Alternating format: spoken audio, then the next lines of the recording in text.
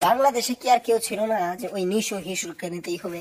আমিন খান নেই, আমিন খান নেই, তার মধ্যে যোগ্যতা নেই, ডিপজল নেই, ফাজলামি করেন, জিদ্দেব নেই, আফরান নিশোকে কেন নিতে হবে? অঙ্কুশ আছে, সিয়াম আছে, এতই থাকতে ওই গরু চুরকে কেন নিতে হবে? যে নাকি আমাদের মেগাস্টারকে এইভাবে অপমান করে এই বাদাইম্মা ধামরাটাকে কে নিতে বলেছে? ফাজলামি করেন ভাইরা। তাণ্ডবে অফিসিয়াল চুক্তিবদ্ধ হওয়ার পথে হচ্ছে আফরান নিশু।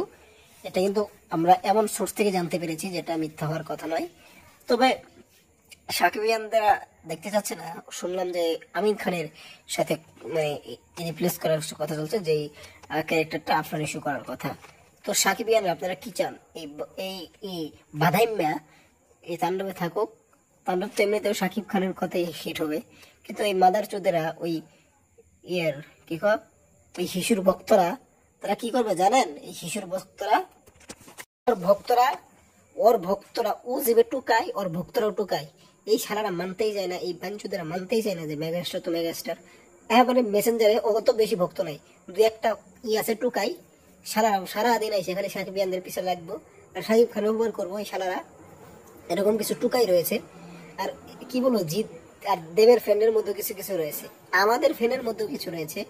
আমাদের সাকিবিয়ার নাম ধরে দেবজিৎকে গালি দেয়। আফরান নিশুকে গালি দেওয়া ঠিক আছে, এই শালা তো একদম মানুষ না।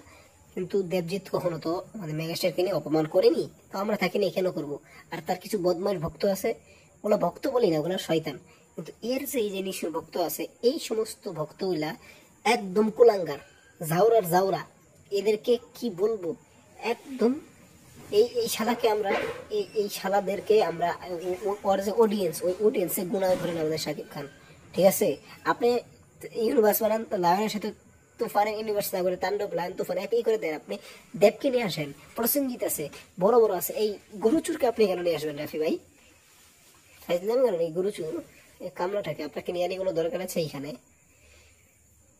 এই গরুচুরকে আমরা দেখতে চাই না, এই বাদাইম্মাকে আমরা দেখতে চাই না, যে নাকি আমাদের মেগাস্টারকে অপমান করে তাকে নিয়ে আমরা দেখতে চাবো। হ্যাঁ, গরু চোরশালা।